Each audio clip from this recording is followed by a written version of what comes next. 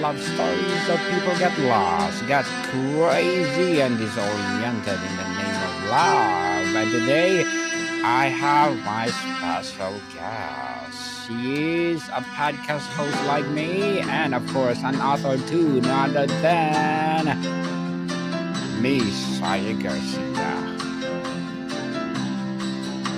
Welcome, Miss Chaya on Love Letters. And can you please introduce more about yourself that I missed? Yes, so thank you so much, Daniel, for having me on. It is amazing to have such a great connection with you and your audience. So, my name is Chaya Garcia, and I help wealthy women attract and win in love because the truth is, dating can be confusing, and not knowing who the right one is for you can waste years of your time and so much pain in your soul. But if you have a blueprint on the exact healthy behavior and unhealthy behavior in men during dating, you really can attract your best one and pretty quickly. So that's what I help with.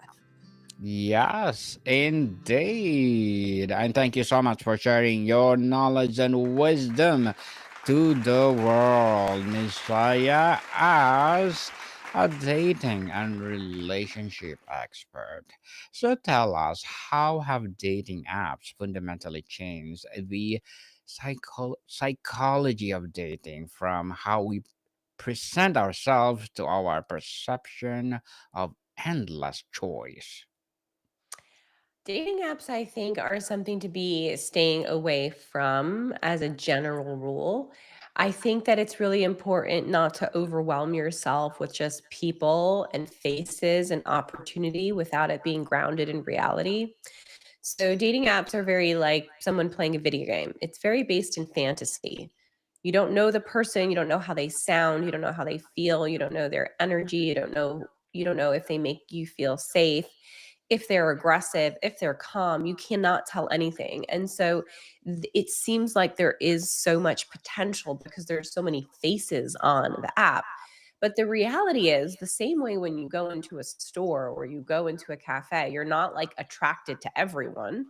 It's because there's a reality that you have an energy and a soul that can kind of assess who's right for you, who feels good to you. And so actually you have a lot less options than you think just because there's so many in the dating apps. So I think that it's important if you're going to use them with like very little emotional attachment and primarily still pray to God to go out into real life places and situations and events and hope to attract them naturally. Interesting answer, Messiah. And how does it mean to be taking to someone into modern context? And how can people navigate this ambiguous phase with clarity and intention? So, modern dating, to have clarity and intention, you really need to take time before you start dating and think about what would bring you the most joy in your life and what would be the non negotiables that would take away that joy. So, Warren Buffett, who's one of the richest men in the world, basically got rich by thinking about how do so many people make money, but then also lose money. So I follow that same approach. How can so many people get married but then not stay married? Or even the percentage that stay married are so unhappy.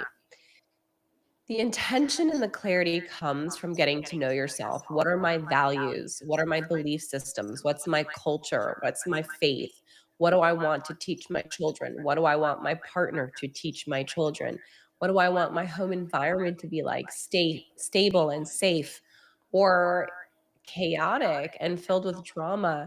If you don't take time to get clear with your intentions and with what is most meaningful to you, especially in regards to spirituality and safety, then it's very hard to make sure that when you meet people, they are truly the match to your vision.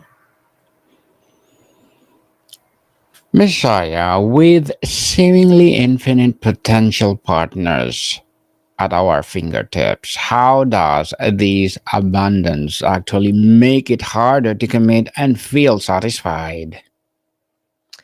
I think commitment and satisfaction first come from ourselves again. Like it's hard to commit if you don't feel like, A, you know what you want, and B, that you're fully ready to allow someone to come close to you. Vulnerability is the key to making a relationship work, which means you need emotional safety. But if you are so disconnected from yourself and instead of processing your feelings, you're scrolling on Facebook, or instead of working through your emotions, you put on the TV, or instead of mourning a loss, you go drink a beer, then you're emotionally disconnected from yourself. And so you can only get so far in emotional connection with somebody else. It won't feel safe. And so you don't really want to commit to someone that you're not truly vulnerable and connected with. So the truth is, we need to really go back to ourselves and our shame and our dark spots and bring a lot of light to it so that we can truly feel safe with ourselves to make the decisions of who we want to be so vulnerable and close with that we feel safe committing to that long term. Indeed, a commitment for sure. In an era of instant gratification, what does a healthy, gradual pace of building emotional and physical intimacy look like? It really depends on the relationship because, and it depends on your culture and it depends on your faith. For me, I didn't touch my husband while we were dating. I wanted to get to Sacred. know him. Yeah, I really wanted it to be sacred. I was ready to get married. And I did not want to be confused, and I did not wanna get emotionally attached based on physical affection, which once you're very physical with someone, you get more and more attached and connected that way, but it's not what sustains a marriage. So, I didn't even touch my husband while we were dating. We just had really great, amazing dates where we got to know each other without the physical component, and so for us, dating took a lot shorter. And I got to know myself so well before I dated that I didn't need to date so long because I really spent years getting so clear on the values that I have that I want in my marriage. So once the right man came, I didn't need so long to figure it all out because I figured it all out and then he was a match perfectly to that. For other people, I think that you should try to wait to sleep with them because it's the best way to see if you have something that is deeper than connection that could be developed through intimacy because it's a false intimacy. Like sex might be intimate because you're close, but you can also do that with a lot of other people. So you really want to see if you're choosing a relationship for commitment, for marriage, for long term, if there's a foundation between you two and that he truly wants you for not only that part and component of the relationship, which can kind of blur lines and get things a little bit more messy than clear. How can someone practice being vulnerable, sharing fears, desires, and past hurts in a way that builds connection rather than feeling risky? I mean, the truth is, it's about understanding that every single person is 100% effed up and 100% lovable. Just because you've gone through something, just because something not good has happened to you, does not mean that you're any less lovable. So, that vulnerability and how to share those things is you first need to believe that you're not bad or less lovable or something's wrong with you because you did something wrong or because somebody did something wrong to you. And once you really get that belief system down by being kind to yourself and gentle with yourself, you won't feel so afraid of the rejection to connect with somebody that means something to you. Because the truth is, a really healthy person has space for vulnerability, and an unhealthy person doesn't really like emotions. It's very overwhelming for them. So, first, you need to understand that anything that you've gone through that you want to share, you're still lovable, and that the right person will have the capacity to truly hold space for that in a good way. And if the person doesn't have the capacity for feelings or emotions or vulnerability, they're probably not the right person for you. For sure, lovable. And what is a framework of or for initiating a difficult but necessary conversation about needs, boundaries, or issues without triggering defensiveness. I'm not sure if there's a framework per se. There's a framework that I have in regards of forms of communication, but I think the best one to start with before I'll give the framework is just consent. Hey, is it okay if we speak about like the thing that's bothering me? Is this a good time for you? And then be like, no, I just got off work. Like I need to finish this project, or actually, yes, this is a great time. I think both women and men need to remember that you can't just show up in people's faces, just because you need to communicate or talk about something. You need to ask consent. Is it okay? Is this a good time to talk about something that's bothering me? Yes or no? And then once the person says yes or no, now they've been allowed to come into the conversation with their desire or consent or awareness that it's going to get a little uncomfortable, but you have to kind of mentally prepare for that. So I think asking a consent question in the beginning is very, very helpful. Truly helpful for sure. And Miss Shaya, attract your stable, healthy relationship. Can you expand this phrase on your website? Yeah, so most relationships aren't stable. And the word attract is because I work with women. And so you're not meant to find the guy. You're not meant to get all dressed up, looking very sexy and go find him. Like that's the opposite of feminine energy. It's the opposite of believing you're truly lovable. It's the opposite of understanding that a really healthy, good man who's ready to commit to a woman will approach you. You're not looking for all the men, you're just looking for one healthy man who's your soulmate. So I use the word attract, first of all, because women truly need to not go so worried and find the guy and go outside and get like anxious about it, hoping that somebody wants them or sees them or thinks they're attractive or finally will choose them. But just like, I love me, I got me. I'm going to just attract good people in my life and including the right man at the right time. It's a very different energetic space and mind frame. And then the stable part is because, like I started, most relationships, if they're not healthy and you don't have a right dating coach, they are very unstable. There's a lot of highs and a lot of lows. And oh my God, this is it. But then, oh my God, this is not it. And is this going to work? I think it's going to work. Oh my God, I really don't think this is going to work. Oh, he's totally there for me and he loves me. But where is he this whole weekend? He hasn't been by his phone and I haven't heard from him in 4 days. Oh, he finally called. Oh, thank God. But then he said that, like, there's so many highs and lows in addictive relationships. And so, what I help people do is attract epic relationships, ones that are stable and healthy, where the man is able and wanting to commit, as well as is sober with a spiritual connection so that he can be consistent in his application of love and intimacy to the woman. Well, consistency is always there, people, in everything, even love, projects, or business. Consistency is over there. Why is using I feel a statement so much more effective than you always statement during disagreement? Because, going back to the framework, which I didn't finish that part of the question. So, the framework for communication that I created is called tidy, like to keep things tidy, like neat, TIDI. So, instead of a Y at the end, an I, TIDI. And it stands for tone, intention, duration, and I focused. So the tone is you really, really want to make sure you're not yelling. You really want to make sure you're able to connect with the person. There's so much research on how your tone impacts whether someone really hears you or not. And then intention, you really want to think, what am I trying to create out of this conversation?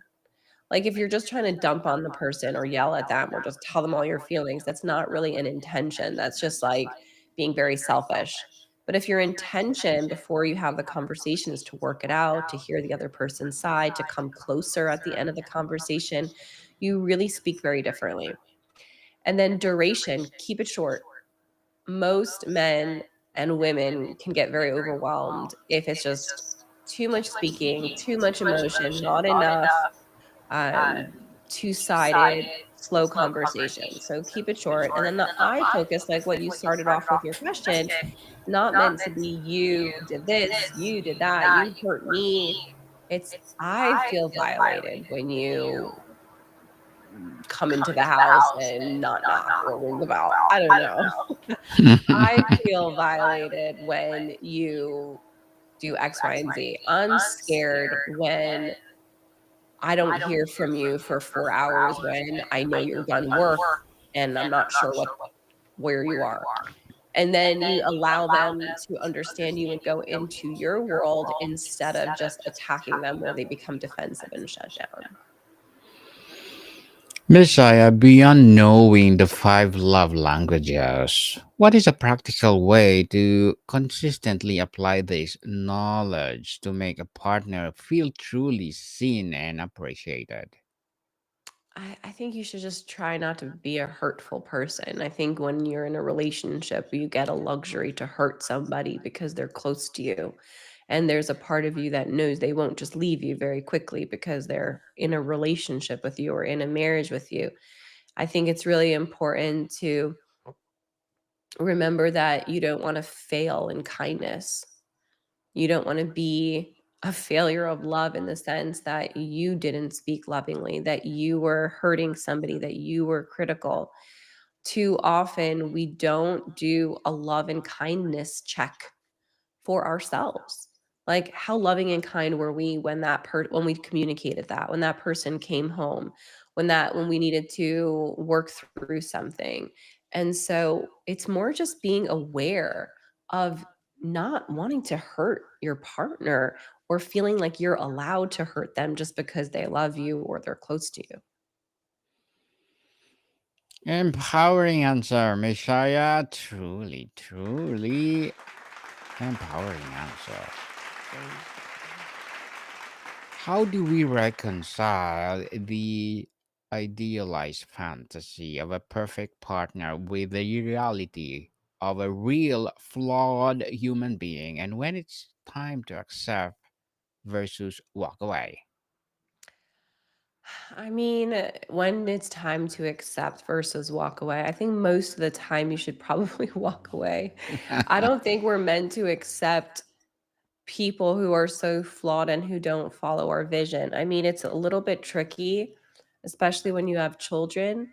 So, hopefully, this is for people listening who don't yet have kids because it's such a simpler thing. But the truth is, even with children, it's better to leave situations that are abusive or dangerous or not peaceful or with active addiction than stay together for the kids and then have them see all of that insanity. So, the truth is, you have to ask yourself, like, what levels of pain am I feeling, and is there too many highs and lows? Stable relationships don't have highs and lows, they just have like challenges, but in general, it's more of a boring relationship, which is a good thing. Every day he comes home at the same time.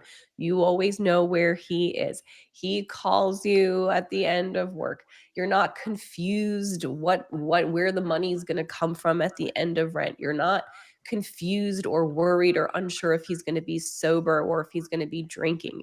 It's like you really want stability and predictability and a boring life in the sense that you get joy and calm knowing what's going to happen as best as you can in a world that lots of other things aren't predictable.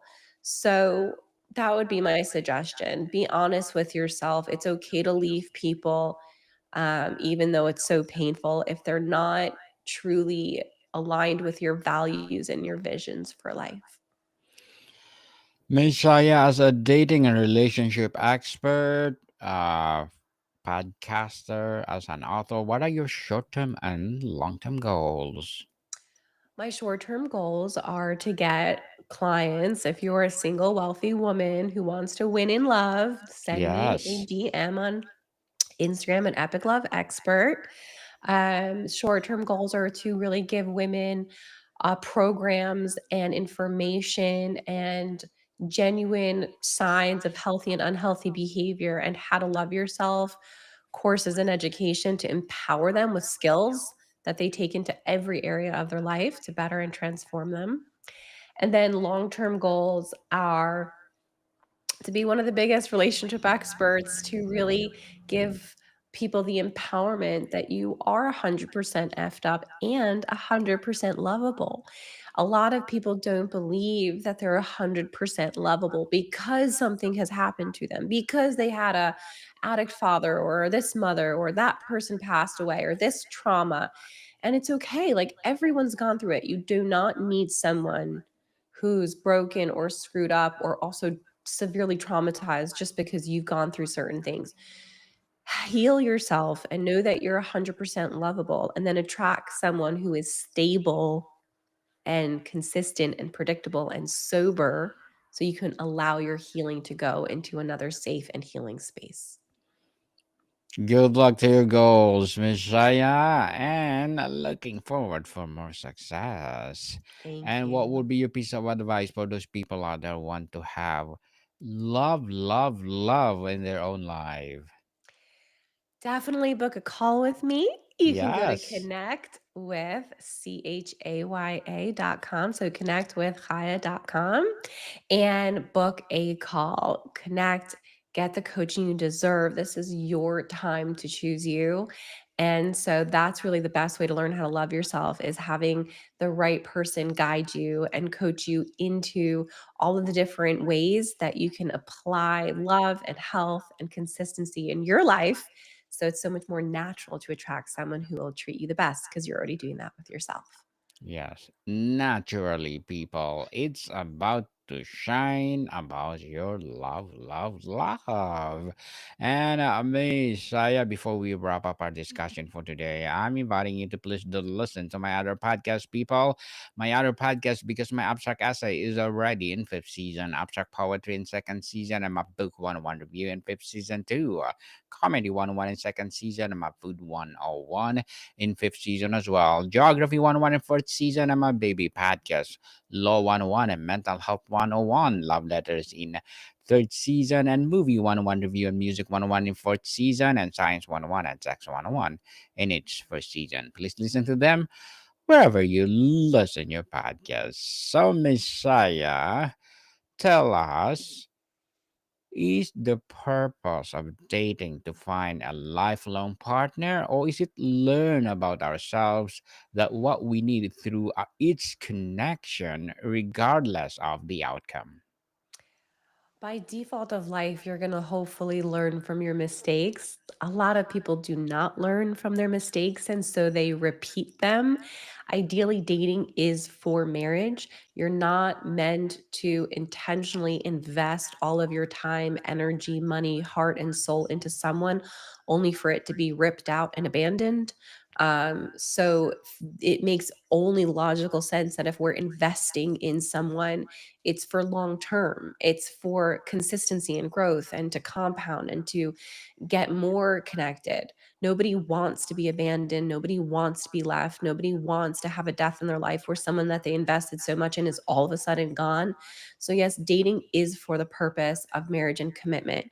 However, it's not always going to work out. And so then learn the lesson of what you need to heal and how you need to heal and what you need to work on so that you can get so clear on truly who you are and what you need, that when you do date the next one, you don't have to go through so much loss again and canceling it.